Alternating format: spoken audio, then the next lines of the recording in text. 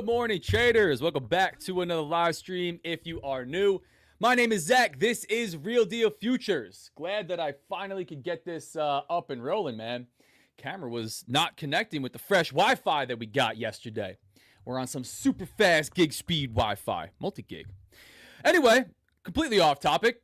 Welcome to the show, guys. Happy Wednesday, January 7th. Let's jump into it. Before we get started, read what's on the screen. Trading is very risky. Most traders do lose money. I'm not a financial advisor. I do not provide financial advice. Nothing I say or do is a suggestion or recommendation to do anything at all. Make sure you do your own research. Make your own trading decisions. Read CFTC Rule 4.41 on simulated trading, which is what this is. Even in funded prop firm accounts, what is going on, chat? Good morning, good afternoon, good evening, depending on where you are in the world. We have, as you can see by the background, you know when I'm on this platform, we got special guests rolling. We have somebody getting ready to hop on. I'm late to the jump here, so it's on me, but I'm gonna make sure that this gentleman, which is in the title, you know who's coming on here, is gonna be ready to roll here. There we go. Yeah, stream's looking good across platforms. Awesome, man. What's up? Let's get the good mornings in.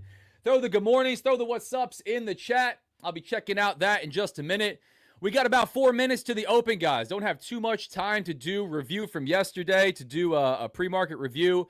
If you were on Monday with me, you know that I went no trade. I didn't jump in front of this freight train. You know that if you were on yesterday with me, I did jump in front of this freight train, not once, but twice. I took a stop for break even, plus like $12, and then I had one that ended in a full stop. Kind of sucked that I have to hop off kind of early, trading with Luna yesterday. I had my internet provider knocking at my door way earlier than they were supposed to be, but as part of trading, man, you have interruptions from outside. Anyway, took the L, didn't do anything crazy after that. Here, we are looking extremely bullish, continuing to hold this bullish structure. Just a real quick overview.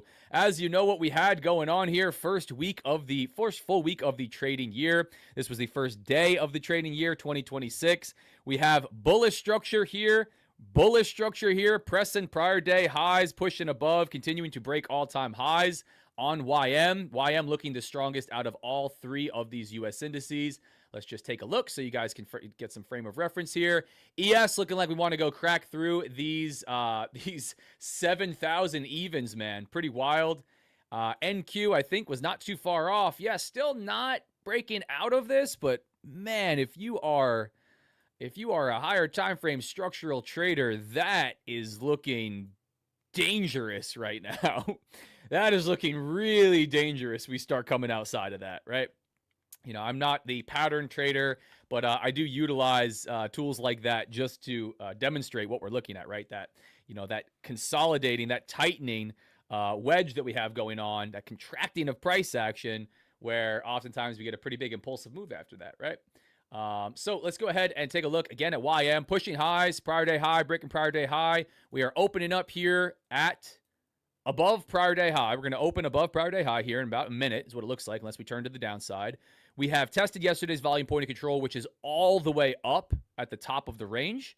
Value area low way down here near Monday's volume point of control.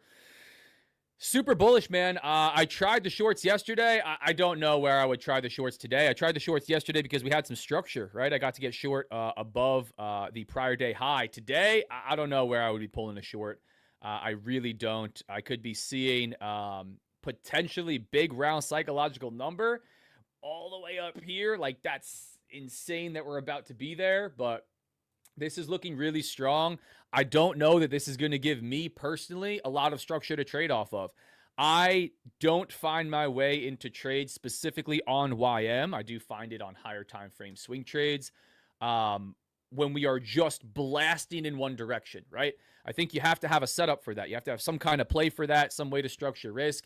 And I don't really have that. I don't really have one that is just says, hey, if we are breaking through prior day high, no pullback, we open up above yesterday's high with very, very tight overnight Asia-London range, I get long immediately into the open, right? That's not really my play. A long play, we come down, sweep this Asia session low. It's so tight, man. And there's really nothing to structure risk on this impulsive move at all. So I don't know on this one, guys. I really don't. I'm going to be hanging tight, see what the market sets up like. We can move in one direction very quickly. We could chop. It could present some opportunities, but I'll tell you, coming into the open right here in about 10 seconds, I do not have a setup that I'm ready to dive into with you guys. So I'm going to stay patient. We'll watch the market open up. We will bring on a guest, hopefully have some fun, have some good conversation, chop it up like we do with the guests that come on here, and see what we could do. But overall, man, extremely bullish, right? Here we go, pushing highs, opening up again above prior day high. Immediate move to the upside here on YM. Just to take a look, this is the 15-minute chart, pretty zoomed out. Just to take a look at ES, very similar, right? Very similar, opening up near yesterday's high, looking like we want to go and crack that right off the bat. I would be really cautious. Listen, you can make a lot of money short, right, in a big run to the upside because the corrections are big. But I would be cautious continually fading pops to the upside. Why would I say that? Like, how would that have worked yesterday? How would that have worked, on Monday? I'd be cautious trying to pick tops in a really, really strong bullish market, even one that's overextended, even one that continues to push. I find that most traders, including myself, find themselves getting too bearish, too quick to fade it. And we have what's going on right here where we just keep going. We just keep pushing. The market does not have to go and sweep liquidity. It doesn't have to pull back. It doesn't have to do anything. It can do whatever it wants. And right now it looks like it wants to go up. So I think, longs and close your eyes and sing the national anthem, really, really wide stops or really tight, trying that multiple times are probably in store. Again, I'm probably going to be a little more cautious than I should hitting the short button, but we'll talk about that. But let's get the good mornings going on. What's happening, everybody? Welcome to the show. Cyrus, Paul, Dwayne. Good morning, fam. Finally 100% back to my training routine since almost all my kids are back in school. Awesome. Glenn B, what's up? Pam, getting paid out this morning in the chat. Hop in the Discord if you want to see a payout from Pam. Well done, Pam. Chris, what's going on? Ark, what's happening? Would you like more viewers? No, I don't want to do bots to the yeah, there we go. AI mod is kicking you out. No, we don't want bots on the stream. That is not helpful. What's up, guys? What's up? iOS fanboy, what's happening? Afternoon. Bags, what's going on? Slothfather, what's up? Muhammad, what's going on? Blue Water Cruiser. Nate, Lone Wolf, back in action. What's happening? Alan, what's going on? Pam, absolutely. So, watching this thing crack to the upside. What's up, Tom? What's happening, guys? If I don't get to you, and while I say that, I've had multiple people mention this. YouTube definitely made some changes. I don't know what's going on where the stream continually drops off of live. If you're on YouTube or any other platform that for that matter, go down to the bottom, take a look at the bar, make sure that it says live somewhere. You could look on the left-hand side on YouTube and click the live button or scroll all the way to the most live piece so you're watching me live. Because I've had a number of people tell me that they didn't realize, but they're watching a 5-minute delayed stream or 3-minute delayed stream, or they've commented saying, why is the stream so delayed? Could be on your end. So anyway, guys, pop to the upside, immediately breaking the overnight session high, which we were opening up here. And now we are reversing pretty aggressively here. Looking at this on Bookmap, which I'm not able to display at the same time since I have this stream rolling. CVD on ES looking pretty strong. YM fell out of bed really aggressively there. It was growing. Almost flat into the open, and now we've dropped off a bit. Cracking below this pre-market Asia session low, so we've got immediately a sweep of Asia session highs and then lows here in YM. Not surprised by that. This was a very tight range. But again, guys, like I said, I don't have a trade into an open like this. I really don't have an aggressive trade into an open like this. I had one down here, right? This was one I had down here, which was a long, and unfortunately I took a stop on it. I had one in here yesterday that I got a stop for break even. I had a later day play, or later morning play, I should say. I don't have one where we are just opening up above prior day, multiple prior days, breaking prior day high, no pullback, where I just immediately want a long or short, or I immediately want to long below pre-market highs or lows, especially in a very tight range. So again, for the most part, I'm going to sit patient with you guys. I know what my setup looks like. I know what it doesn't look like. I'm going to need a little bit more structure out of this to trade. I think that is important for me to note coming into today. But what's happening? Dwayne, good to hear you. We had Red Folder News at 10. Yes, we do. What's going on, guys? Wolf back in action, man. What's happening? You were missed by the chat, as you can see. Let's take a look at news that we got for today. We do have some news for today. Let me make sure we can share this real quick. Chatty McChat chat. Yeah, we got 10 a.m. Red folder news here. ISM services PMI, JOLTS job openings at 10. Nothing too crazy, right? That's not a red folder. I mean, excuse me. It's not an FOM. It's a red folder. It's not an FOMC. It's not an NFP. It's not a CPI. But that could definitely kick us into gear here at 10 a.m. I would be cautious holding into this. You guys trade how you see fit. That's obviously up to you.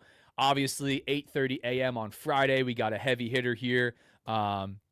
That's something that I would definitely be cautious of if you are trading into Friday pre-market, right? Maybe you're carrying a trade or you are trading Friday pre-market. So interesting to see here. Again, taking a look at ES, just taking a look around the horn, as they say. Looking at NQ, kind of following suit on YM's initial pop. YM, of course, living in its own world here, as it usually does. But I'm interested to see where we go from here. I really am. This is some pretty wild movement over the last couple days. I could see a setup where we pull back, sweep this low, come right back through the high. If you are looking for the long play, that might be coming up on YM. If you're looking aggressively long, we did get a sweep of pre-market Asia session lows, although not much of a pullback at all into yesterday, just really a tap of the high.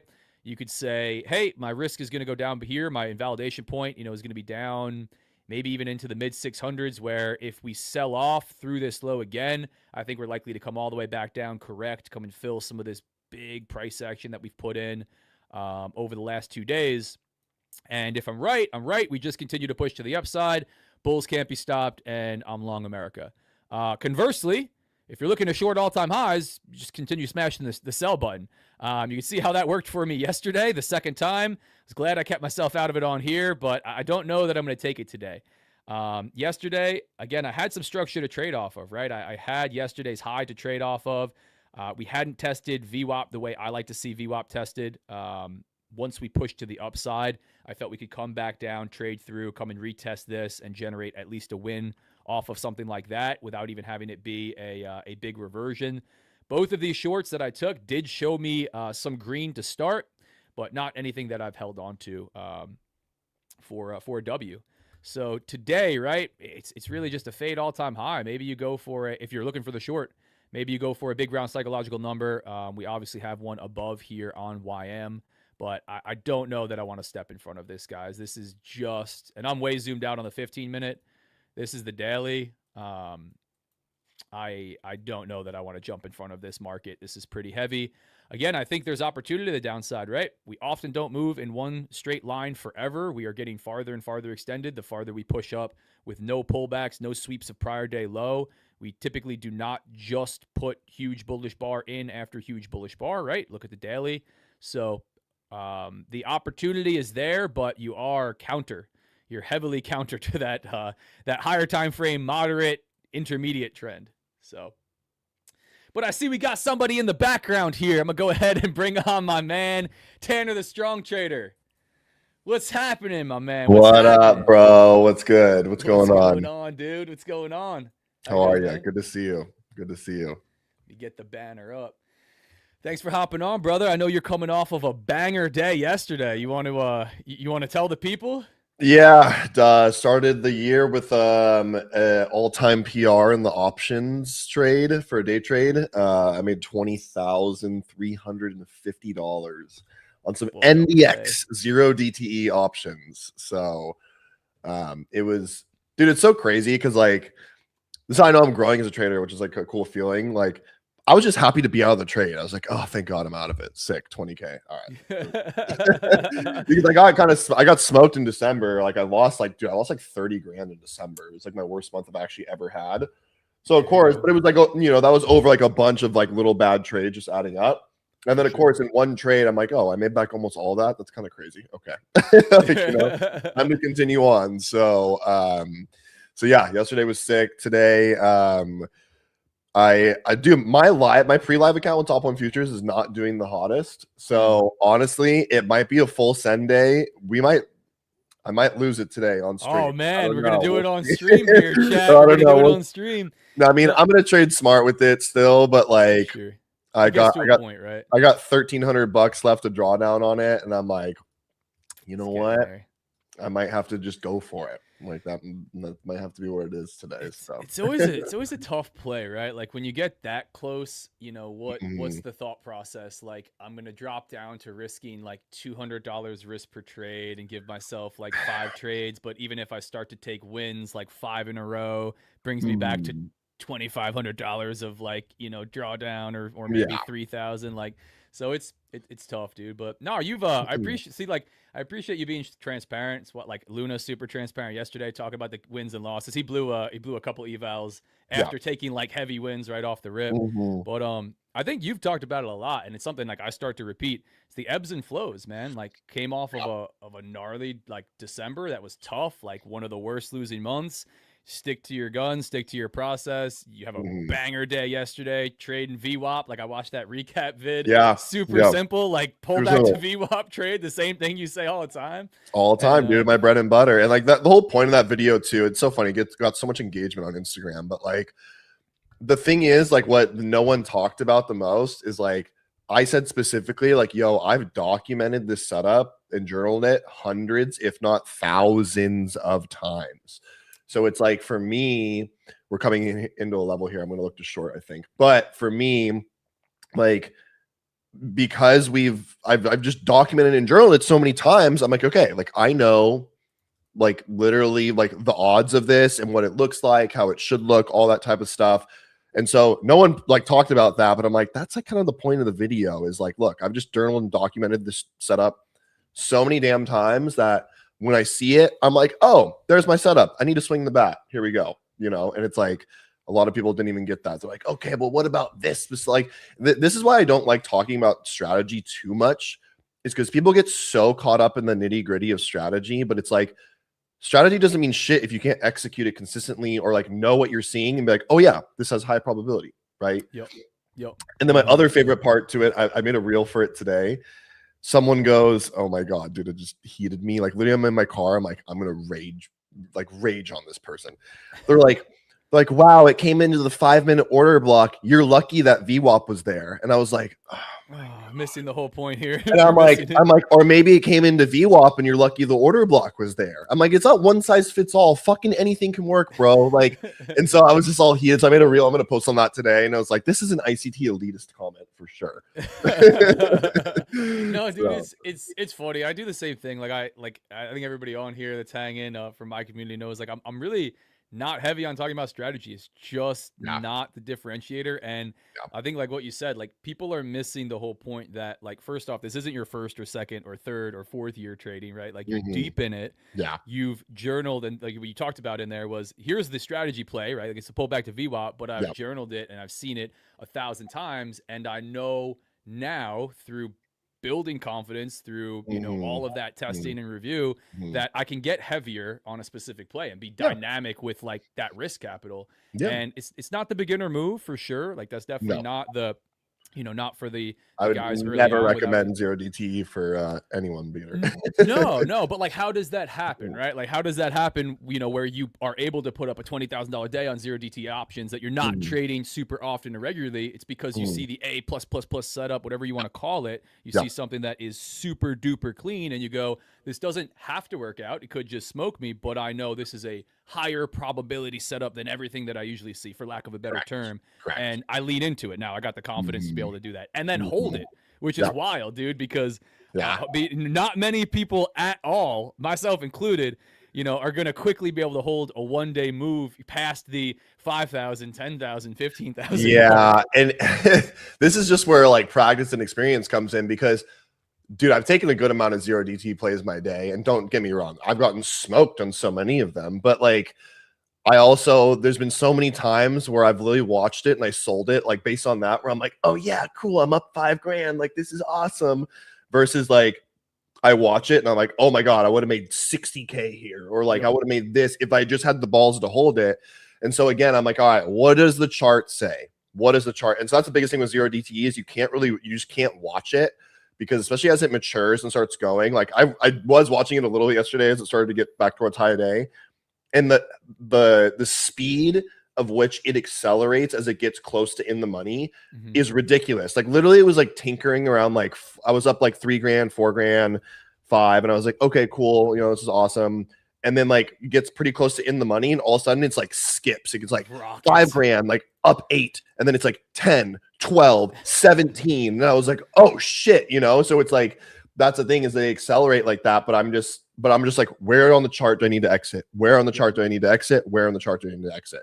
And so that's why I know for a fact it's gonna happen. I don't know when, but if you remember, I think it was in December, maybe not. No, it was in November.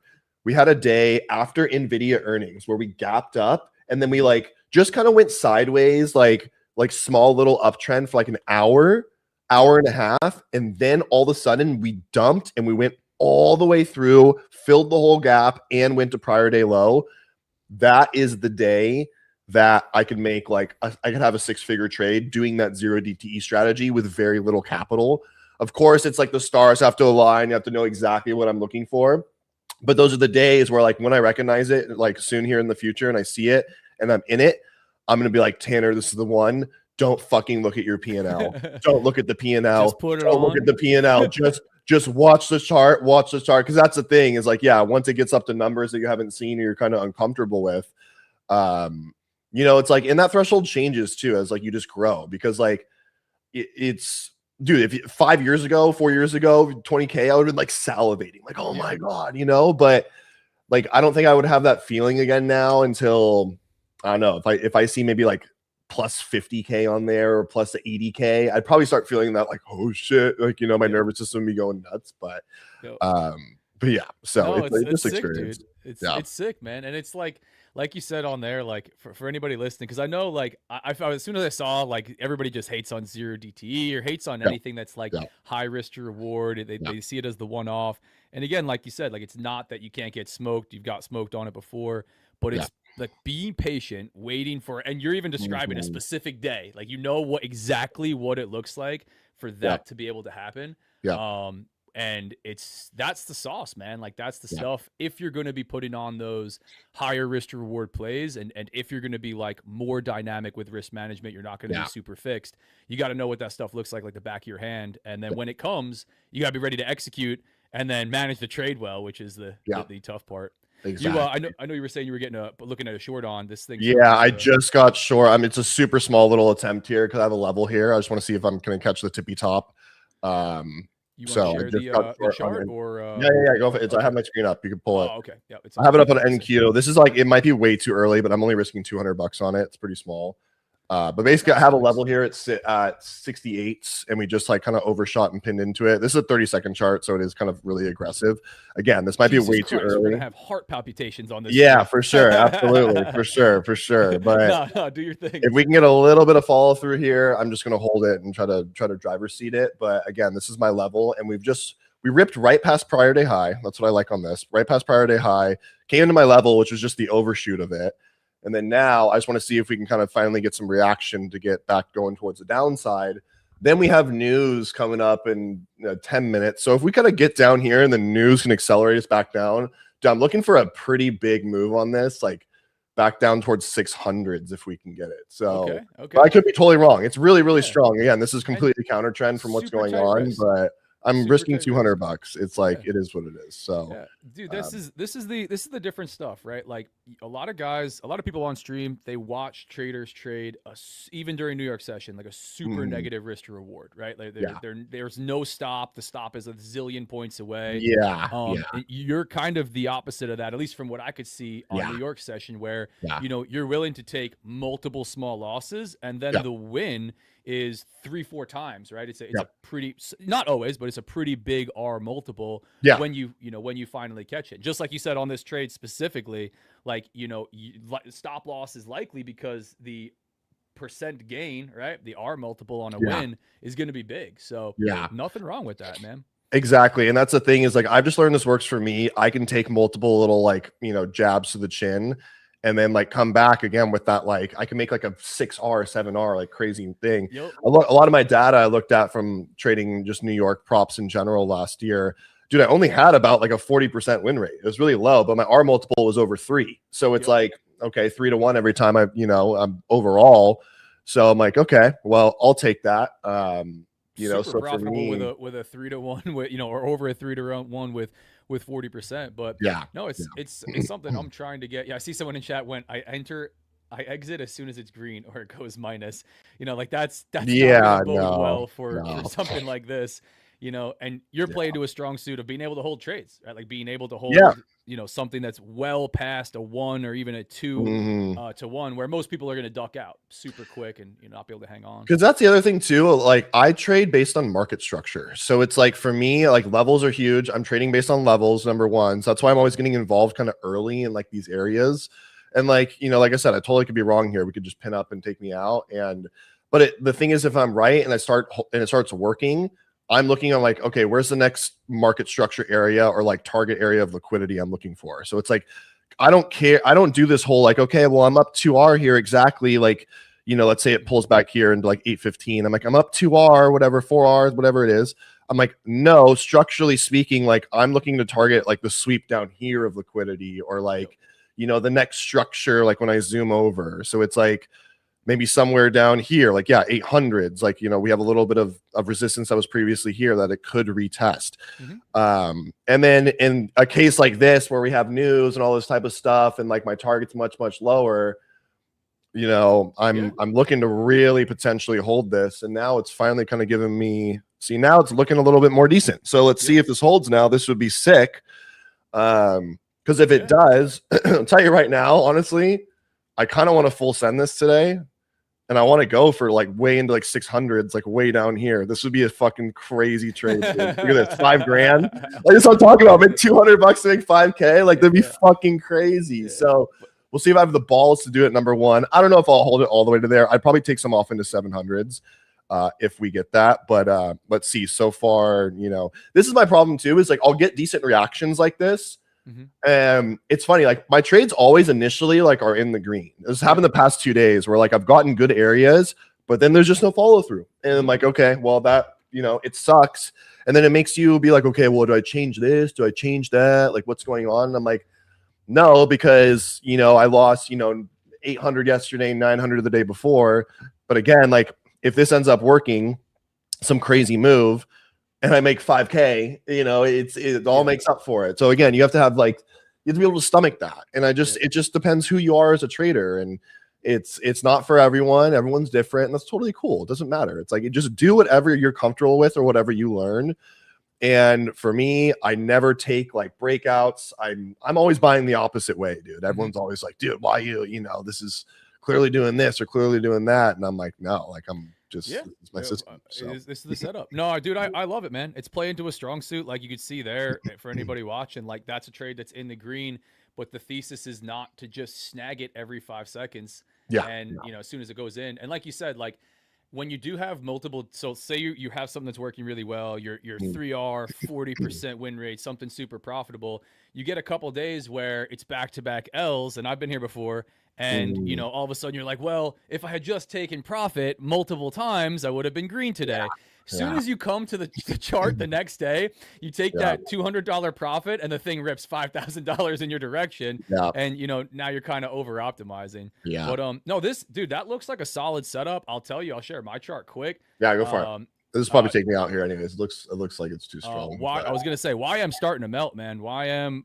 Everything is melting a bit. Oh my gosh, it almost just got edged there. I wanted to hold. No, dude, I love it. It's a higher risk to reward setup. It's something that can work really, really well and create a really positive expectancy. There's some unique benefits to it. I think it's tough from a mindset standpoint, like to be able to stomach a lower win rate, to be able to come to the market and take like a lot of small losses in pursuit of the larger wins. But when you're really capping your downside very tightly, and you're leaving the upside super uncapped. So when the market does move in your direction, there's so much potential. It's honestly something I'm trying to get better at. So I just did a big like review on this top one live account that I've been sitting in for a while through December.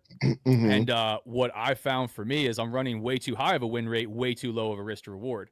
I'm ending up like over 70%. Like even if I take out break evens, I'm ending like 73%. But I'm running like a 0.7 something R multiple over win loss. And for me, I know that's way too high of win rate, way too low of an R multiple. And I can tell when I look at the charts and I go back, okay, you exited here, what happened? The market continued to move, continued to run in my direction. So, so my adjustment is needing to do a lot more of what you're doing here, which is, hey, trade starts to look okay. I got to hold on to this thing. I know the thesis is not, it's just going to be a small movement because I'm taking full stop outs, right? I'm creating now this negative risk to reward, which I do not like to do, even with a very high win rate. So, it's just those small adjustments, but exactly. It's awesome if you can train yourself the way you obviously have to hold on to big winners, even as they start to show you green. And then that 20K one yesterday, I was like, damn, dude, there's no way at 15,000 on a small risk, couple grand that I'm going to be comfortable holding that. Like it's you said. It's like a muscle, dude. You build the muscle, and like right here, it's probably take me out. But like, it is what it is. I'm not going to be like, oh, okay, crap. I'm just going to look to get back in now, like closer to news, probably kind of see like what that ends up bringing us. But it is $200. Okay, whatever. 100%. Okay, who cares? So 100%. No, dude, I love it. I love the mindset. It's like, it's hard to describe, I think, to newer traders or sometimes to the community watching, to peeps watching, because it generates a lot of those small paper cuts. And they go, well, I hop on and maybe this dude wins like 1 out of 3. How the hell is he getting moved to live accounts? Where are all these payouts coming from? Like, what's going on? And, it's yesterday where, I've had a tough December. I took loss after loss after loss, maybe on like options. But this is what I was aiming for on all of those losses. My 20K day on a couple $1,000 worth of risk, is the move. So it's just different for everybody. I don't think there's anything wrong with, higher win rate, lower risk to reward. I think it could work, somewhat well with props in certain instances, but you got to find what works for you. Try to play to your strong suit, and then also like what the data is showing you. Exactly. Just kind of try to build off of that. Exactly. Yeah. So now we're kind of just wait. We have a lot of data here at 10 a.m. I still like this kind of overshoot here. I'm not going to lie. I'm like, part of me wants to try it again, but like, I don't know if I want to try it again. It's a tough one into news, man. I know we got 10 a.m. Let's see. I was looking at it right before we hopped on. Yeah. Just still decently strong. Jolts. Yeah. It's always tough because you don't know if you're going to get that like crazy expansion during news and it just wicks in both directions and then moves, or you get the immediate dump and you're like, dang, man. Yeah. It's not a bad. We'll have to wait and see. The thing is, though, if this does reject and ultimately it really starts to come down here, I know this is probably going to be my top, and I can. It's about the risk for me, because I'm like, every time this moves too low, my risk, because I can't have my stop anywhere besides here. So that's the thing too, is I trade based on structure. So it's like when I say that, people are like, oh, like why don't you just have a 20-point stop or like 25 point? Because I'm like, dude, well, structurally speaking, like I'm trying to trade the extremes, meaning like, if I'm long down here, let's say I get long like around here or something like that, my stop has to be down here. It's like, that's how I trade. It's like, I need market structure to work with. And we saw this yesterday. This is exactly the trade I took yesterday, where here, as we pulled into VWAP, we dump through it, we reclaim it. I get long right around here. I put my stop here. That's it. And so all this, I'm like, whatever, as long as we don't break this extreme low, I'm cool. But I have to have my stop there. Like, that's how it works. So, dude, the biggest one I fumbled yesterday, whoever is watching this from my stream, bro, I fucking fumbled this so hard yesterday because I was like, there's no way that'll happen. This RTY, I was long RTY yesterday on this account specifically. I got long right around here at the open, held it all the way to here, pulls back into VWAP, and then I was like, you know what? I don't think there's any way this is going to keep going all the way. I'm going to switch to NQ. And then I got an NQ too early, and then literally RTY decides to do the most insane, just fucking stairway to heaven I've ever seen. And I'm like, okay, all right, that's what we're doing. Like, sick. Okay, that's, so it was wild, bro. I was like, all right. So caught something solid on NQ. But guys, real quick, 30 seconds to red folder coming up. I don't know that it's going to be a huge one. Like, gun to my head, I don't know that we get a massive reaction, but it should kick us up a little bit. I want to be short here so bad, dude. in the news, I so do. It's a tough play, man, especially on NQ. Like, sometimes I'm doing it. Order filled. For the culture. All right, chat, here we go. We'll regret it right away. Let's see. It's the same thesis, right? It's the same thesis you're looking for on the movement. And, you know, if it's gonna play, there's a high R multiple. If not, you know, it's back through. But I told you I'm being aggressive today. So let's go. Let's go. Let's push. All right, let's go. In the direction. Push, baby. Die. Let's kill this thing now. Come on. All the way down. All the way down. The death stick. Let's see it. Let's see it. Don't bounce at VWAP at 805. We got 805 here, VWAP. Listen, chat, so as you guys are watching this, right? What did like Tanner say when he hopped on? He's in an account. He talked about the risk, talked about the reward, talked about spending time in it, right? Talked about intentionally getting aggressive, said there's a good chance of blowing it. Like, so it's that accepting of risk that comes along with it, you know, as the other side. So it's not like, of course, like we're not stoked when an account is lost or you take another loss or whatever it is. But if you come in saying, I'm going to get aggressive, I'm going to trade aggressive on this account, I'm not going to size down and trade 2 micros and work this thing out of drawdown for the next 6 months. You know, I know what's on the other side of being aggressive potentially. I hope it doesn't come, but, you know, I accept that on the front end. So, yeah, like if I lose this pre-live, I'll just go back on whatever. I'll go back to a sim account and then just fucking, like, it doesn't make a difference to me, dude. I trade a bunch of different props all the time. Like, it's like, you know, it's just the name of the game. The prop game is just a bit different. And I understand that. I got personal accounts on the side. Like, you know, it just, I totally get that. So it just is what it is. I want follow through here, dude. Okay, SPY's almost a low a day. YM looking strong to the downside, looking weak to the downside. Yeah, lows. Everything's weak here. Okay. See if we get some follow through on this one. And that's so annoying. My initial trade, dude, I was so fucking close. You're right there, right? On the first right one. There, but barely got ticked out. There you go. That's part of it. That's the hard part. Yeah, that's the hard part about not having like one more pin to work with, because when you don't have that, a lot of the times it's like, you know, you're kind of guessing about like, okay, well, what if it goes one more time, right? And like that's like the hardest part here. So I don't do that as much. I go wider stop and just let the thing run. And I say sometimes, like, if you're gonna go, you know, tight risk on a structural level that makes sense, and you kind of almost got to be ready to take that same trade multiple times, because you could take like the small stop out 1, 2, 3 times, and thesis still looks good, price action still coming down, everything looks weak. Like, you got to be ready to dive right back in, and you can do that if you're not taking $1,000 loss like me. Sometimes on round one, you take a $2,000 loss and then a $500 loss. You still got room to go 1 or 2 more times. Yeah. So let's see it through VWAP. Come on. I know. Let's get it down through VWAP. SPY's at low a day here.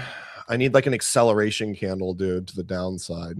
Yeah, this was definitely the short play on YM. Kind of I don't want to take this here. I'll come over to my chart and then I'll come do whatever you want. Let me know if that thing starts to dump. I'll let you know. Yeah. I for those that have been watching the last couple trades on the live account, live on stream, long in here for a stop, which was super frustrating because I was aggressively long in here. Wanted it. I felt this was coming. We couldn't get it. I stayed out of this push right off of Monday, like no trade at all. And then yesterday, this was good structure. So I trade from like an entry point similar to Tanner, where I'm not typically just buying into the huge breakout with a super duper wide stop. I'm fading it. So I was looking for this to come back down on shorts. I actually took a stop out with Luna first and then a full L. Stop at break even, then a full L. And today, kind of that classic move where it's not a setup for me. I don't have structure above like to trade off of. It's just a fade of all-time highs. But here's the sell-off, right? You know, here's the couple 100-point move to the downside. Like, what are we, 300 points off of this high? Yeah, over 300 points off of this high. Looking like we got a nice move to the downside here. So just a little bit of a tough one. I don't know what I'm going to find on this really at all for for today, man. This was just gnarly. This was just really gnarly on YM. I think, if you're trading this kind of structure, I only see it like two ways. You're either long America, just buying into strength as soon as we're breaking out to the upside. You probably got cooked today, buying right into here, but it Yeah. would have worked really nicely. Or you're fading it, right? You're kind of Yeah. fading the pop to the upside. You're like, this is eventually going to correct. When it does, it's going to be a nice move to the downside. Yeah. And maybe you get cooked in here a couple times, and you're taking a nice win in here. I tried to get a little bit foot off the gas on this today, and I almost wish I didn't, but part of the process, man. Part of the process. See, the way this pulled down into VWAP and just like it's not really getting full. I don't think this is gonna work.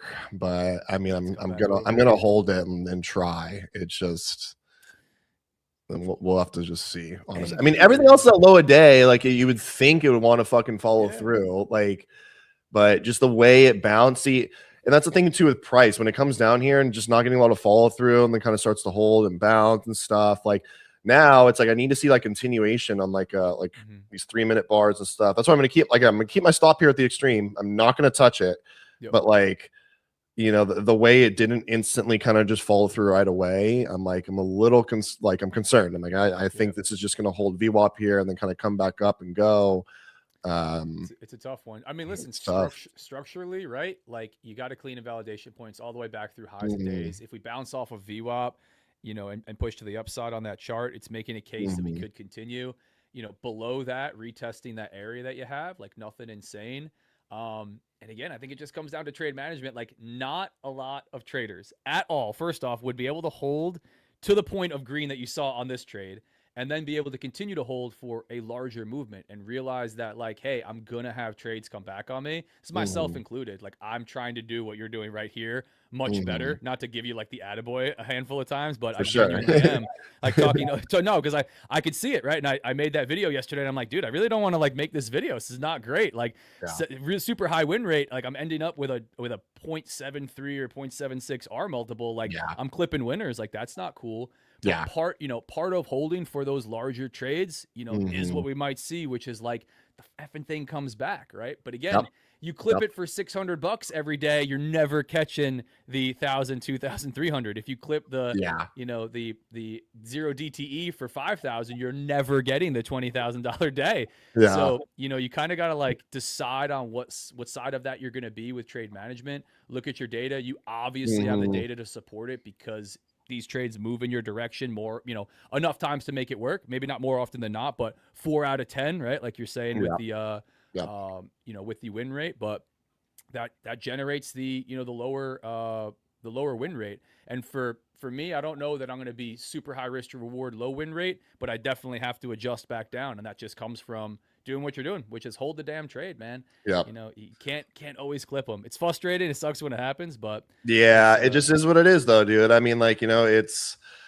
and I'm not attached to it emotionally. That's why like now I'm like, dude, whatever. Like it's bouncing. It's probably going to bounce through, take me out. But system wise, like this is part of like the muscle though, of like building where I'm just like, I'm watching this, like pretty much take me out. And like, before I would go, okay, well, should I cut it here for break even? Or like, should I do this for this? And I'm like, no, structurally speaking, like this is the exact invalidation where like, if we break past this and keep going, I am wrong fully, but like, it's that's how I got to trade it. So and just let it do its thing. 100%. I'm gonna pull up a stat because I gotta like describe it as we're watching this because it's what I'm trying to do better. But I got a question for you, man. How many points above from the chat? How many points above the extreme do you usually have a stop loss? Good. Well, the thing is, if it is the actual extreme, like barely anything. Like it's like that's the thing is like that's why here. I mean, it's only what is this a few points basically. Let me go like 30-second chart. The extreme here is let's call it 80s. My stop's at 82. It's 2 points. I mean, it's nothing crazy. It's just like, but that's the extreme to me. I'm like, we shouldn't like this should be the top based on my theory of whatever I'm testing. And so that's kind of how I view it. And so I just have my stop like barely above. The first one I did was just really, really early. Those are the hardest. You need a little like open those up a little bit more. But once I have like some sort of like overshoot that's multiple times, you saw this on the 5-minute really well here, where it was like, boom, a little higher, a little higher, a little higher, then boom, finally lower high. This maybe right here, what I'm hoping for is this was just a little pin above this bar. This actually fails, and then we see back like follow through back to the downside here. So that would be what I'm hoping for this type of setup specifically, like I said. actually going to take this on my other TPT account too, and just Nice. see if I can get some. But no, like exactly what you said there. Even with trade management, not going stop loss to break even. So like, I had 3 major notes for myself to try to improve on after pulling that data. One was holding trades longer. There's just more on the table for me. I could see it in me generating the lower R multiple, higher win rate, but also just there's follow through on these trades. The second one, actually the first one, was break even management. So I had what I classified as like 16 break even trades out of 40 something, 47 or 43 or whatever it was. Almost every one, I think it was like 10 or 11 out of those 16 would have continued to be a green trade. And out of those ones that would have been green, about half of them would have been full big winners.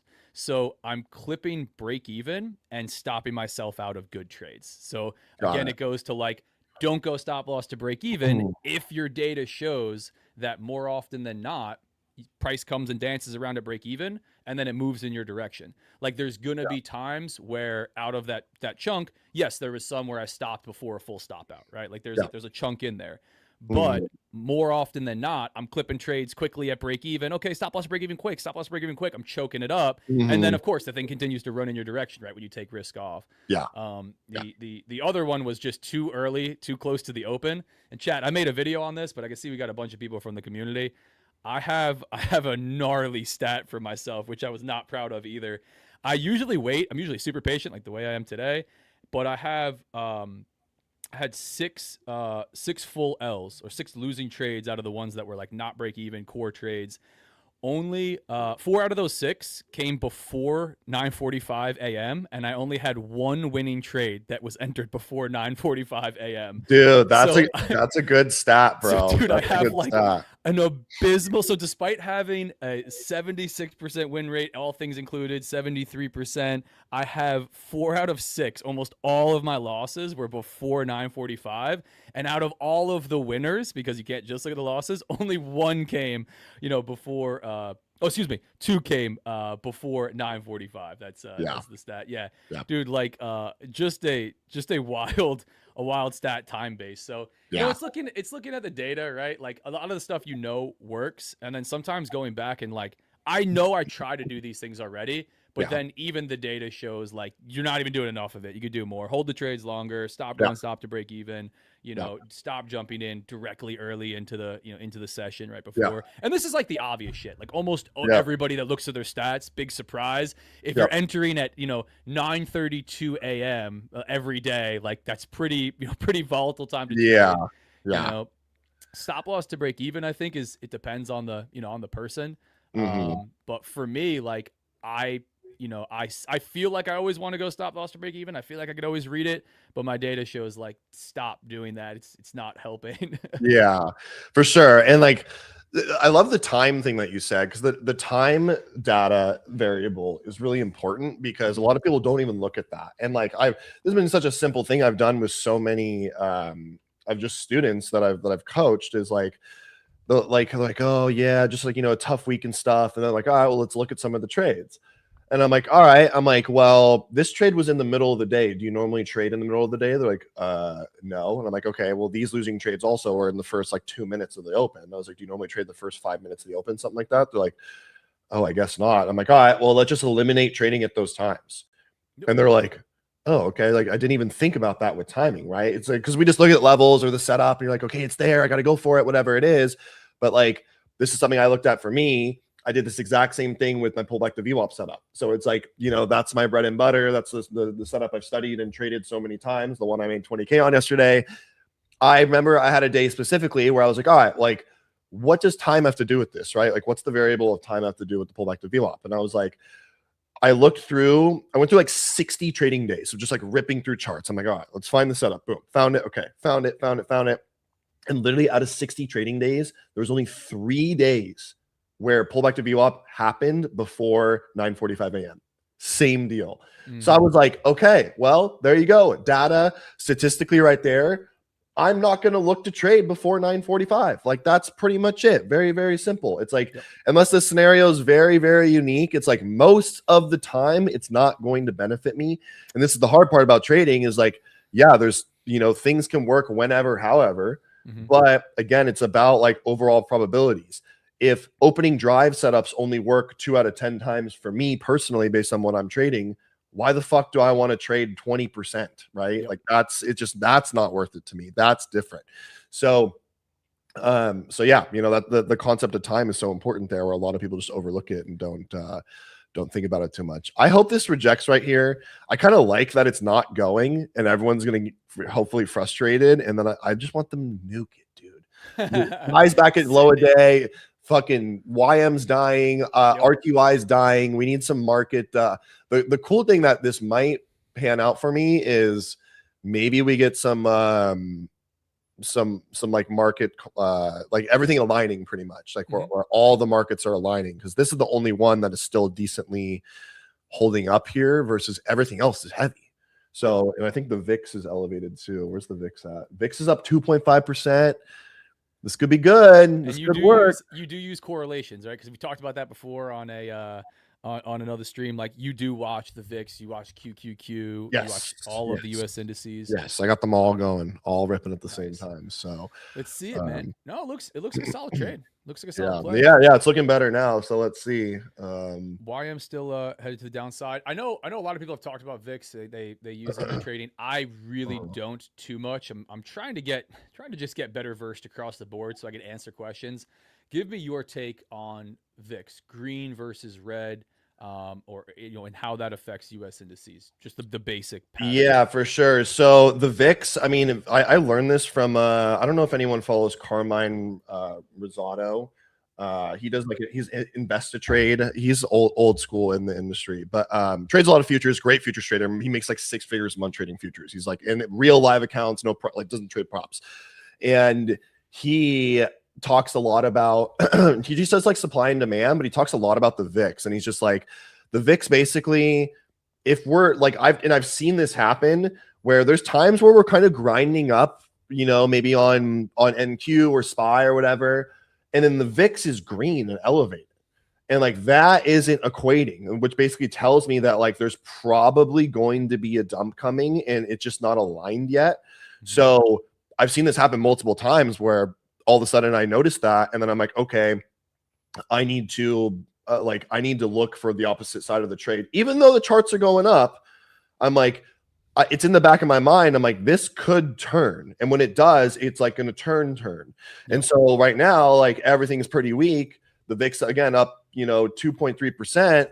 It kind of makes sense now that like we just put in a little bit of lower high here. We didn't break this, and we're starting to get some follow through to the downside. So everything else is dumping. Like I said, hopefully get some alignment here. I want to target that 700s, like I said, like way down here. So far it's starting to look better for me. And we got to just see from here. It's like this now is giving me more context, and the more I have structure to work with, the more confident I kind of get in the trade. This is, if I could add, this is where I would be adding, and I'd be like, okay. I want to add into the trade here. Conviction there worked so far really, really well. Like the first trade, was super tight for just the stop out. It took you out. You're in with a stop above the high, right? And you survived a pull back down to VWAP, where buyers brought it all the way back up. Hung out in that area. Now sellers taking it lower again to push through. This looks really, really good.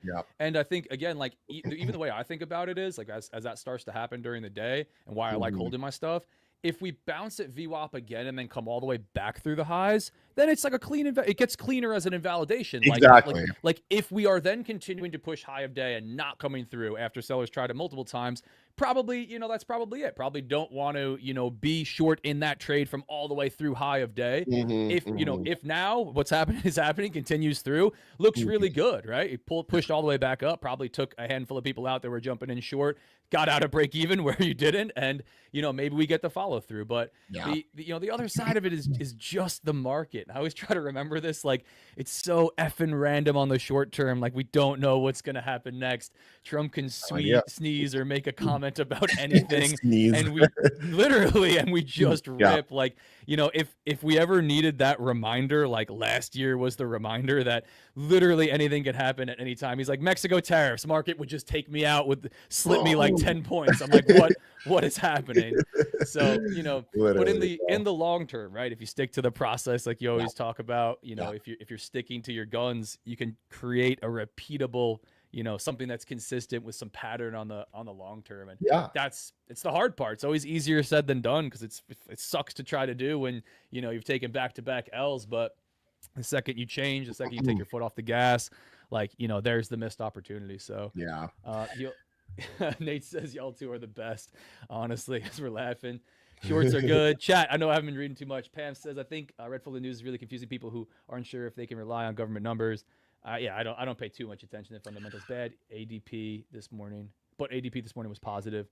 Gotcha. I know, dude. That's the thing, macro wise. I don't look at data at all, dude. I'm just like, oh, there's data coming. We're gonna get movement. Like that's all I look at. Like, but I mean, there's definitely days where macro data just overweighs all of it, and it actually is a thing and works. But short, I mean, I'm a day trader, so I just care about technicals most of the time. So I'm just like, all right, like, it just is what it is type of deal. Yeah. For me, I'm the same, man. I've tried it a lot, and I've tried everything in the past, but I've tried it a lot, and I find, like, number one, I could never understand what was really supposed to happen. And then even if I got down what was supposed to happen, the effect, I back tested, I understand it, to be able to get it right, because the market can oftentimes just perceive it and go the complete opposite way. I found it was just incredibly frustrating. And I'm on lower time frames. Intraday, it is just not really part of my approach. So like you, I'm not trying to guess what direction it's going to go, whether the news comes in hot or cold. I'm like, hey, it's going to be volatile. We're going to get movement. I'm going to expect the next candle to be larger than the other. Let me structure my risk if I can, because I know it's really uncertain, that change of volatility, which can also just be difficult to work with. But as far as being a fundamental trader, I don't think there's anything wrong with that. And Pam, I know this wasn't your point. You were just making a comment.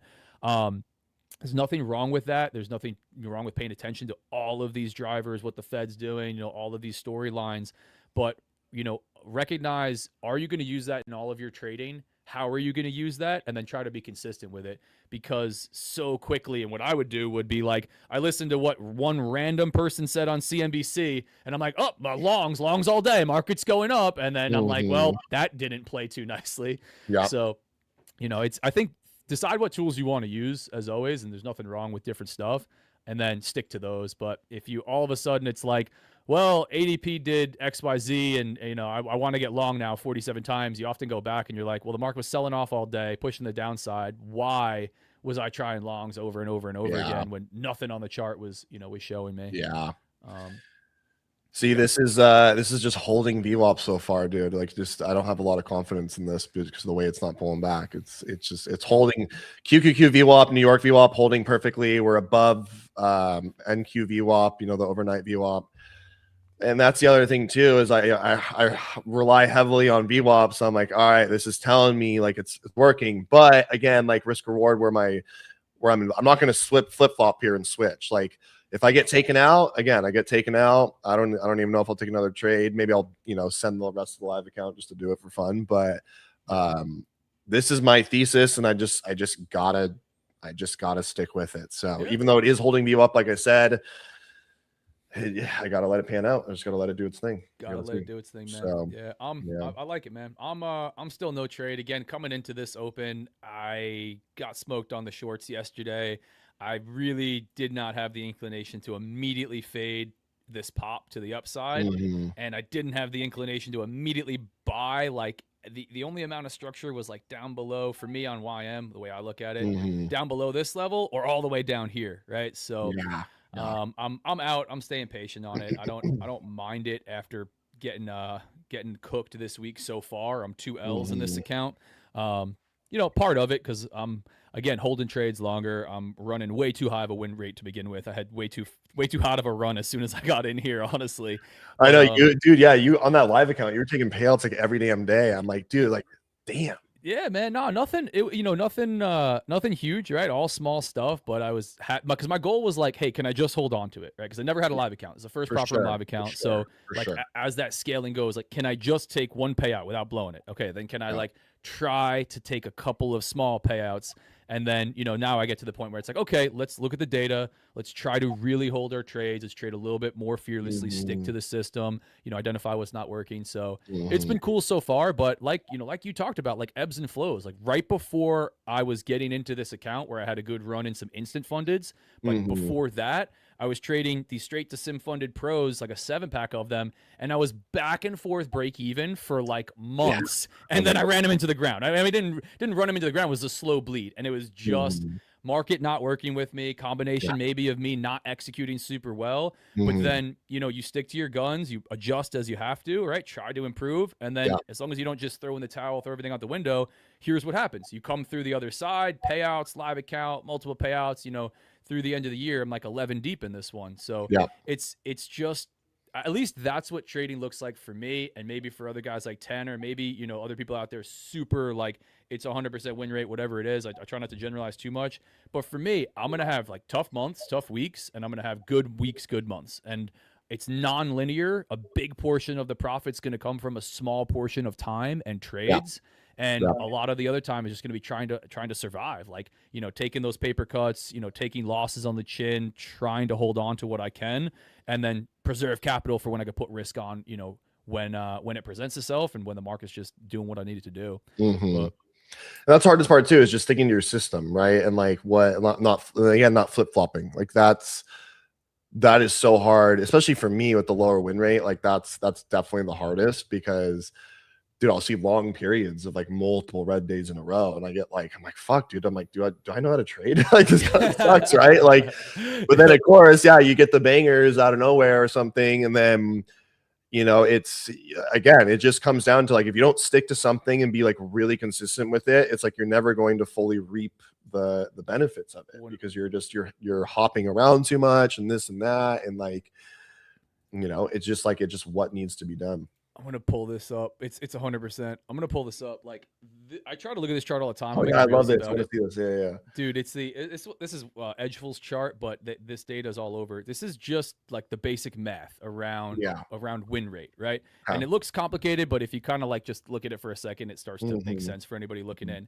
Probability of seeing a certain number of consecutive losing trades over the next 100 trades relative to win rate. So like taking R multiple out, whatever it is, if you have a 40% win rate, for example, we've been talking about that number. You have, just based on the stats, doing everything right, if you had an exactly 40% win rate over the next 100 trades, you have a 100% chance. Almost, well, technically, it could be, you don't have to see it, but you have an extremely high chance of seeing 5 or 6 consecutive losing trades back to back. That's doing everything right. Even if you have a 5-to-1 R multiple with 40%, at some point, just given that data, you're going to see 5 or 6 L's, still really good likelihood for like 7. Even me with where I'm at, which this is too high. It's not going to stay this way forever. I have almost 100% chance of seeing 3-pack back to back, even with a 70% win rate, with super high percent win rate, where most people are. Even if you're around the middle ground, you're extremely likely to see 5. Again, like this is not where your win rate degrades and it drops to 40%. No, this is like right at 50%. You're doing everything correct. You're extremely likely to catch 5 back-to-back losing trades in the middle of a 100 trade sequence. So I think if you can start to recognize like nobody's down here, right? And if they are, they're usually full of shit, or they're running an extremely high, win rate, extremely low risk to reward, where like when you eventually do hit these 2, your account's completely gone. Most of us are somewhere in here, and look at what that means for the probability of consecutive losing trades, right? So it's an interesting one to reflect on. I'm not the math guy, like I'm an idiot like everybody else. But no, like, it's good to pay attention to and look at for sure. I mean, like it's because you always forget. Like Lawrence always talks about this. He's like everyone talks about the win rate, but what's your loss rate? It's like how often are you losing? Well, but it's part of the system, part of the bucket. It's just like you gotta incorporate it all. So yeah. This Yeah, trade right now is just so slow and grindy. It's just slowly like ready to like take me out. I feel like, but it's going back and I forth. don't know. It's not over till it's over. That's all I'm gonna say. So, and it's about to be over right now. I just got to push. Right as I say that, dude. Literally, right as I say that, it's about to fucking take me out. Listen, someone went, I'm going to scroll back so I could get it. ADO King, I think, was the one who said it, who's from my community. Someone said 100% or 10 out of 10 transparency. Yo, like, this is what we do on here, guys. I could say it for me, for Luna that was on here yesterday. Like, he's showing, like, all of the stats from, like, his just personal journal. 10 out of 10 transparency for Tanner. Yo, we're trading right from the platforms that we trade on. You're seeing the wins and losses. Like right off the bat, somebody like Tanner, who is coming off of a 20K win yesterday, and it was like 10K the night before, right? Or am I? Yeah, sleeping? dude, I did hit 10K on TPP yeah. the By night the before. way, we had fucking take profit trader accounts that were It ripping was, through the. it was kind of but right off crazy. the bat, like you were prefacing it like that. Yo, hey, I came off of a tough month in December, right? So Yeah. I think just kind of displaying what this shit really looks like, which is it's not always roses and rainbows. In fact, most of the time it's not. Most of the time it's surviving and like having that tough stuff gets people past this like unrealistic thinking where it's just going to be fun every day and we're making $500 a day. Like that's not it. But at the same time, you can make good money, really good money if you can come through the other side of those losses, if you can stick to your process, stick to your guns. So it sucks. Nobody's having fun when, when they take an L, but it's part of the game, man. It's part of the game. Dude, and like the other thing too is even once you become profitable, for everyone listening, like it doesn't mean all of a sudden you're perfect and like you have like you're never gonna have like bad days or even bad months, right? It's like that's like last year, dude. Like fucking I had super hot October, November, fucking did 70K in October, which is like all-time PR for trading. I think I did 66K in November. So massive back-to-back months. And then December comes and literally I just started to go on a bad little streak. I end up losing 30K throughout the whole month. And like in the heat of it, I was like, dude, I'm depressed. Like it was like, I had the old school, like in my learning curve, my learning phase when, dude, I remember some days in my first year, second year, like I would just take so many losses and like I didn't have that much money then to work with. So I'd like take these losses of this money I didn't even have. And I remember I would just like get up and I would want to like be in fetal position, like curled up in bed because I'm so depressed and I don't want to move. And like in December, that like, to that extent didn't happen. But I remember feeling that like I'm frozen type of feeling again. And I'm like, fuck, dude, I fucking hate this feeling. Like, get me out of this shit, bro. So it's like, again, like you're still going to go through, the tough months and ebbs and flows. And it's never, ever, ever just like, okay, everything's cool. I'm profitable now. It's sunshine and rainbows. Like you said, it's like, no, it's a consistent battle to fight yourself to be like, stay on your game, stay on your game, stay on your game. So no, dude, it's even better to talk about that too. Like, just like you said, like, and I think I expected that. I think we all expect that. People that watch that are newer traders expect that. Like, or anybody that's coming up, like you said, even outside of win rate strategy alone, like you're not always going to be great. And I always think about that, like same thing when it comes to like sports performance, like, cause I know you're heavy into it. Like every game, you're not going to be on your game exploding. Like you're going to have that off meet, right? You're going to have that off run. Like I've shown up to race motocross and I'm just fucking dumping it in every corner. Like I'm off. Like it's just, that's what it is. I think you see that with professionals. So remembering that as well, like, if you're going to try to perform at a high level, it's something super difficult to do and competitive like trading. You're going to have to recognize like there's going to be that ebb and flow for you, outside of the markets, outside of, you're taking normal wins and losses. Like you're not always going to be super hot as well. And I think if you could try to manage it where you don't just completely destroy yourself when that happens, because I've been there before, and just try to hold on and come through the other side. You can start to do that, but yeah, dude, it's funny, dude, in the fetal position on a tough month. I feel it. But dude, how's the trading coming? I know you got something coming up. Power meet. Yeah, actually, I compete this weekend. So I compete. I compete on Sunday. I've been training for it. So I'm excited. I feel pretty good. Like my body's recovered. Like the thing is with powerlifting is like you have to you have the week of the competition. It's like, it's called taper week. So you're just like reducing all your fatigue, right? To feel it'd be like, you know, if you're gonna do a marathon or whatever it is, the week before, you're not fucking running as much as you can. Yeah, 2-week taper. You're reducing all your fatigue. You're trying to feel good. Like that is the primary goal. So that's what I've been doing just this whole week pretty much. And even last week I pulled back a little bit, same deal. But yeah, I'm really excited for it. I feel pretty good. I'm sitting heavier in my weight class than I was last year. So I compete in the 242s. Last year I weighed in at like 231 though, like kind of light. But I'm like sitting at like 240 right now. So I'm like, cool, a little bit extra poundage. Hopefully should help me, you know, be a little bit stronger on the platform. And this meet's a little bit bigger than the last one. This one's like, it's a full meet. So I think I'm competing against like 60 dudes. Ooh, so, nice. So yeah, you know, hopefully it all pans out and stuff like that. But it's always just for, you know, it's me against me. That's what I always say. I'm like 100%, dude. You know, going for the PR or whatever it is, or just that day. For those of you that don't know, because we jumped right into this, Tanner's a fucking beast of a power lifter. You guys want to follow that, the Strong Trader on YouTube and IG, super heavy on IG. But dude, I love it. I think like you see it so much in the trading space. Like most guys that trade, they're like competitive in some other area of their life, some other sport, endurance sports, super big. It's that crazy process, man. How long have you been doing it? It's a long time, right? I've been competing in powerlifting now for 9 years. Damn. Yeah, I've done like I've done, how many meets have I done? I think I've done 14 competitions.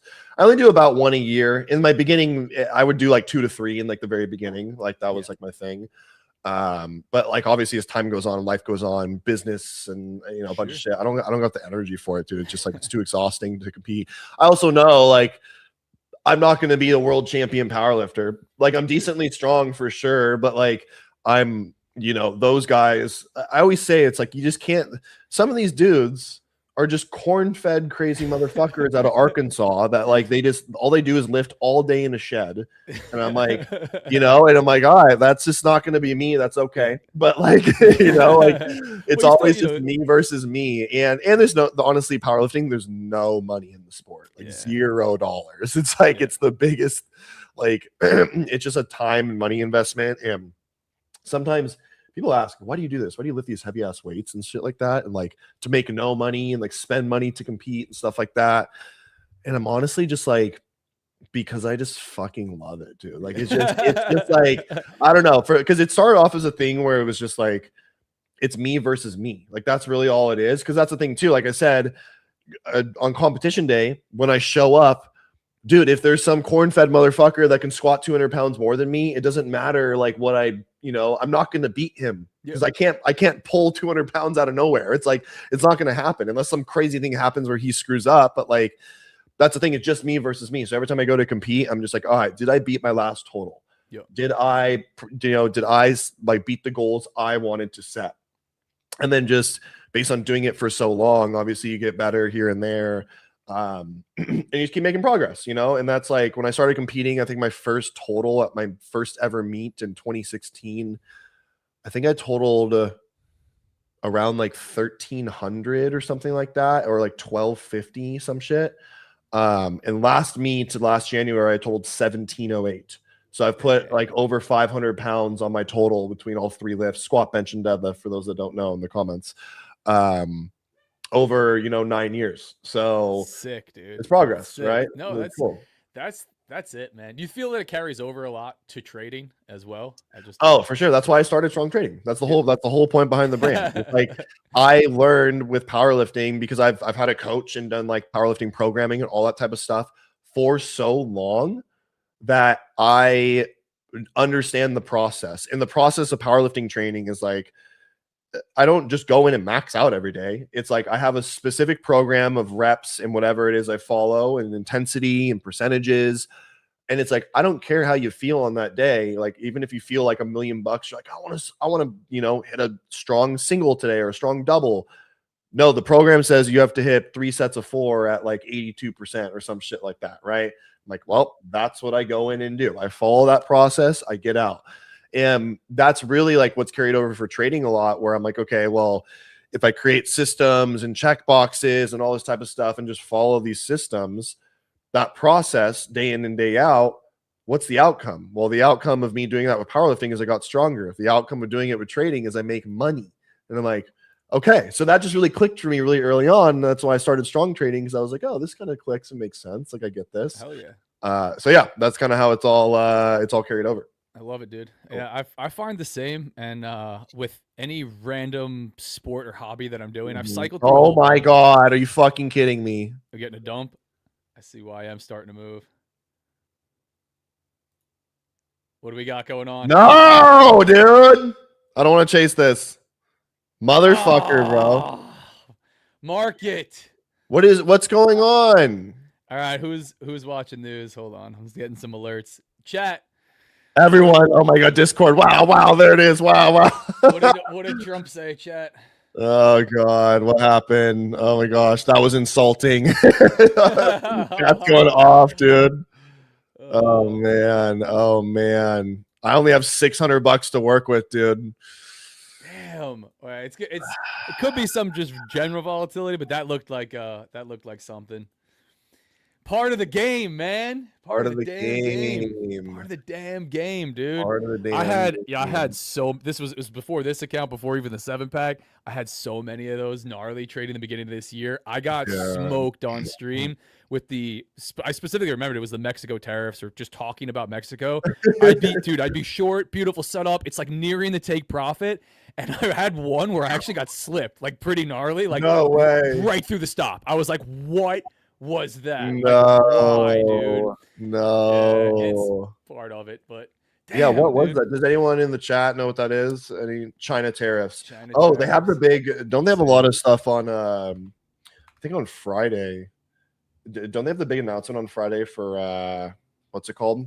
For like, I think that on Friday there's news if the Supreme Court rules that if the tariffs are like legal or not from Trump. I think that's what it is. Andrew Baggs, the resident. I have a couple guys that are the fundamental traders. I don't mean to be knocking you before. I wasn't doing that. Baggs, keep us updated. Yeah, NVIDIA H200 AI chips. We're getting a live news feed in here. It's bouncing. It looks like it's bouncing. YM dipped quick and then popped right back. Nothing too crazy. NQ getting a little bounce. We'll see it on Financial Juice. Yeah, I'm interested to see. Thing pins right into VWAP and just holds, bro. Yeah. I think this shit's still gonna go. Yeah, it doesn't look like it wants to. It doesn't look like it wants to sell. It doesn't look like it wants to dump. They're just holding it. NQ's. Excuse me. YM here. Let me pull mine. YM's pulling a little bit of the pullback through. This is the 15-minute, pretty zoomed out. ES pulled the same move right back up. So this could be fuel to the upside. RTY did nothing on that. NQ just needed to actually come down, take everybody that was long out with a stop below the 10 a.m. low, and now it's going to rip. Literally, classic. But no, let's see. Interesting. Again, guys, we're in kind of wild markets, like in general, for anybody we've been in wild markets with, with Trump all the way through last year. But with the stuff through Venezuela going on, he continues. The geopolitical stuff has just been like really aggressive on shifting volatility around. Again, not a fundamental trader. I don't try to figure out exactly what's going to happen based on him talking about Greenland or something like that. But I just know that like the more it starts, the more frequent those crazy volatile moves in the middle of the day start to occur. And it's just that like reason for caution to say, hey, put your trades on, except that any of that crap could come in. Like we're literally joking about it on the stream. Yeah. China tells tech companies to hold NVIDIA H200 chip orders. That's the information from NVIDIA. Okay. There's the update. Let's see. Yeah, that's it. Oh yeah, there we go. Right from Financial Juice. That could be interesting. Could be interesting on some. Yeah, I mean, what is this gonna do? That's the question, dude. I don't fucking know. I'm gonna go short. You gonna send I'm gonna short on one of my accounts. Send it. Okay. No, do your thing here. I'll come back over. Yeah, dude, we were talking on some options trading. I'm trying to get better versed in just the instrument to use for swing trading. Give me since I know I had a couple people say insane on the 200 the 20K day yesterday for 0 DTEs. You run the same type of out of the money play, and this is like chat, like I'm genuinely curious myself, and I want this answer from Tanner. Yeah. So I always if I'm doing 0 DTE, I'm always targeting like what I'm trying to target on the chart. So this is why I said I trade a lot of market structure, because I'm really looking like what am I targeting on the chart. And from there, dude, I'm gonna go short. Fuck this. Order filled. Do I have 600? I have exactly 600 on 5 contracts here. Let's see if that works. So I'm always targeting like where am I looking for, right? So it's like if I was short, like I did NDX yesterday. So I know this is NQ, but like let's say, just for whatever, for the theory, like if I'm short here, I'd look to buy the puts for 25,700 on NDX. And yeah, they're much out of the money. They're cheaper. They're not going to really start exploding in value till you get way down closer. But I understand that that's totally okay. And basically, like buying them really cheap like that allows you to buy more quantity of them. So when they really do start to accelerate, that's how yesterday, I made 620% on that play. Yep. So like that's the thing though, is because I'm buying those out of the money. So they're way more risky for sure. Always, you got to deal with the time aspect and all that shit. It's always unfortunate, but like that's just how I like to do it personally. Is I look for like whatever strike that like I'm targeting on the chart, and then I trade those specifically. Nice, dude. Yeah, no, I was sharing a bit of my goals for. Thanks, dude, and for anybody listening, I think those can be. We're talking to Nvidia and stuff like that now. I think those can be helpful. But yeah, I was see if we can get the breakthrough VWAP before I get off topic. Yeah, I don't think so. I think this is going to be cooked. I think this is just going to hold. The fact that it pinned like this, like right below here, and then held, and then now it's just consolidating again. I think this is just going to be done, dude. But, like you said, aggressive on this one. Not really spending the time to work it out and draw down. Bro. I'm just over it. Yeah, gonna push it. But yeah. But who knows? Or maybe it does, and that's the thing. I don't know. No one fucking knows. Like, yeah, it's holding VWAP, but we also overshot here. That's why I just keep it at the extreme. Is it going to hold or not? My main level was right here. So we have an overshoot of the level. Boom. So as long as it can kind of stay under this 80, you know what? I'm going to draw this line and it's not going to break it. How about that? That's it. Line in the sand. That's it. Line in the sand. Don't break that shit, bro. It's totally going to hold and fucking keep going. But no, man, I was, we'll watch it play. I was talking to, I posted on social and stuff. I always try to give a little context to my stuff. Like, I got this account that I've worked on, the top one account, and I've tried to go the managing a ton of sim accounts and get really aggressive across all of them. It doesn't fit as well for me. So I'm doing more in personal live accounts, like not only the futures brokerage, but swing trading some options is really game plan. Yeah. It's just, I think, like, just one of those things, like we said, like, as you progress, like, things start to change. You kind of reevaluate, like, maybe years ago, first off, I had no time for it, definitely no confidence, maybe had some capital, but definitely not what I should be risking. And then you go forward and you're like, okay, well, I got more capital now, fully focused on this. I want even more time back. I can leverage, what I'm doing in props here and then continue to work outside. So I think it's cool to see, guys like you do that, right? Where it's like, hey, I'm trading futures, full time here. I've got live accounts with prop firms. I got sim accounts with prop firms. I'm trading 0 DT options on US indices, swing trading, right? Just the stock market in general, with options. And I think, like, I was talking about it a lot in that post, because I think anybody listening in, outside of just what we're getting started, damn this thing, line in the sand. Fucking, I knew this would happen too. I'm just like, it's just because the way it pinned into here and overshot this, and then that didn't follow through right away. I should have just gotten long, to be honest. But like, I'm just over it. I just don't really care, honestly. I'm just like over it with this account. Yeah, well, listen, you said it when you hopped on, man. So, I know. I said it when I hopped on. I was like, I'll probably blow this live account today, dude. I'm just like, I had 1,200. I had $1,200 left in it. It's in drawdown like $5,000 already. I'm just like, dude, what? It's the tough thing, right? Like, so like, that's on the same topic, right? I start to think, like, what to do in that type of situation. Very different for everybody. For someone like you, who's trading with, a R multiple that equals $20,000, does it make sense to trade $200 per trade for the next 6 months No. to potentially dig a, no, right? Like absolutely not. We, this, the entire size of the live account here that Tanner's trading was made yesterday. So, but that's different for everybody. So like, if you're just starting to get consistent, if it is your first, account, if the account is worth a lot to you, sure, right? Size down, keep it super slow from the beginning. Yeah. But it's an interesting dynamic that we face with prop firms. It's a different game, man. Yeah. So got aggressive on it. Would have loved to see it dump from the beginning. Let it cook. Watch me blow it. Yeah. Oh, you're gonna go for Watch me blow it. Watch it blow. Everyone watch it blow. It's that Watch it day. blow. It's that, and then the worst thing will really happen. It reverses after going past the initial stop. I know it blows and then goes whoosh. Never run no. But Every time, dude, bro. Yeah, listen, like that's I think why that context in Brave Man. No, that's why that context matters, right, guys? Like, understand where you're at in your trading. There we go. There it is. It's done for the culture. For the culture. The pre-live is gone. Chat, listen. This is the transparency you're gonna get here with me and Tanner. Part of the game. Watching what? Ayo, pause. Oh, I didn't even know what I said. Blow it, I guess. Is what it is. RIP. Chat, we need the RIP.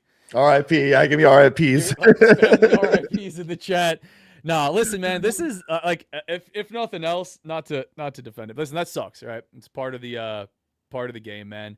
But if nothing else, like, I took the L. I take the L's on Monday. I'm making a reel about it. Oh, they just deleted the account. Went to my empty live funded. That's crazy. Oh, that's it. Gets taken off. No. But yeah, man, you see the process, man. You see the wins, see the losses. I think like most of the stuff that you see is unfortunately just not this. It's the huge green days and then the quietness, like up, down to R. Like that's what we see across socials. And it's unfortunately not the reality, right? Like guys that are putting up the really, really big numbers, the really big green days, it doesn't come without really big red days, right? It doesn't come just without the loss. So for anybody watching, frame that stuff for yourself. But as a whole, this fucking market, man, this was the short play on YM. Unfortunately, was the short play on YM for me. I gotta question myself a little bit. Was it taking 2 L's this week and the second one being cooked on shorts twice, or was this really not a good setup, for me? But decent play out of it. I don't know where we go from here, just for anybody that's watching. It's just grindy, holding VWAP all morning. Yeah. Taking a look around the horn. What did we get out of ES? No. Yeah, ES starting to get a little volatility, but much choppier on ES. This is kind of ugly. This is uglier if you're on ES today. Yeah, not in alignment at all. These are all over the map. YM sold off. NQ popped to the upside, held VWAP, pushing highs. ES chopped around, push highs, broke through lows, got close to Asia London lows, and is now not really cracking highs. It's getting closer, but 30 ticks off the highs. So interesting markets, man. We'll have to see from here.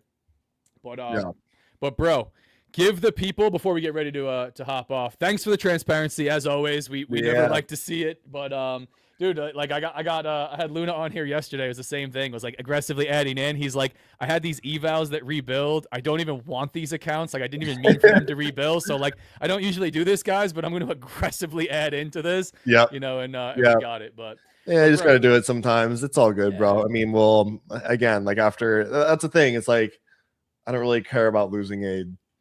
I know it's a pre-live, like, and it's like, oh shit, like, but dude, there's so many other ways to make money. It's like it is what it is, right? You trade it the best you can, and then you move forward. But no, listen, Pat, Chat's loving it. Thanks so much for coming on. Market like that, Whiplash, morning guys. Zach is strong, very cool. Yeah, guys, if you want to find Tanner, it's a strong trader across everything, right? Strong trader across everything at the Strong Trader. Yep. Hell yeah, man. He's got a coaching program. I'm gonna highlight it because I try to highlight everybody that comes on. He's got a coaching program with multiple badass traders, big time prop traders, live account traders. Tanner's the dude that had a lot of hype around him last year that coached. Is it Mambeer? Mambeer was part of his coaching program that took the over $2 million payout from one prop firm that shall not be named on my stream anymore. But dude, if you guys are looking for somebody that is extremely transparent, if you couldn't tell by this stream here, shoots straight from the hip, and he's live trading nonstop, putting out a ton of content, and then also has a real coaching program, mentorship program where they're working with people, in depth. This is your guy right here. So, Tanner, appreciate you coming on, brother. Much Good luck this love. weekend. And Thank you. also, just to hype it, dude, Tanner's going to be, I'm going to be with Tanner and ASFX. Not Tanner's going to be with me in Tampa. So we got a couple people on the stream that are coming out to Tampa. If you guys want a chance to come and say what's up to us face to face, Tampa's the spot, man. 2 days of live trading. Going to be having a whole bunch of fun out there. And a ton of, I wanted to mention this to my community quick, not to carry this on. A ton of companies, like the guys from Top One Futures will be out there, like the big guys from Top One Futures. Obviously, Brian Shannon's going to be out there, which is a wild move. But there's a ton of others that are on board as sponsors, Bookmap, I think TradeZella, and there could be, there's even more potential for representatives and people from their companies to be out there. So I'll be in Tampa. Can't wait. There we go. Got another person coming to Tampa that I didn't even know about. Nate's coming to Tampa. Pam's coming to Tampa. Miss Venture Trading. We're gonna have a whole crew out there. So it's gonna be awesome. Yeah. But we'll wrap it up. Tanner, appreciate you for coming on, brother. Thanks for being here. You guys know where to find them. And we'll see you next time, man. Much love.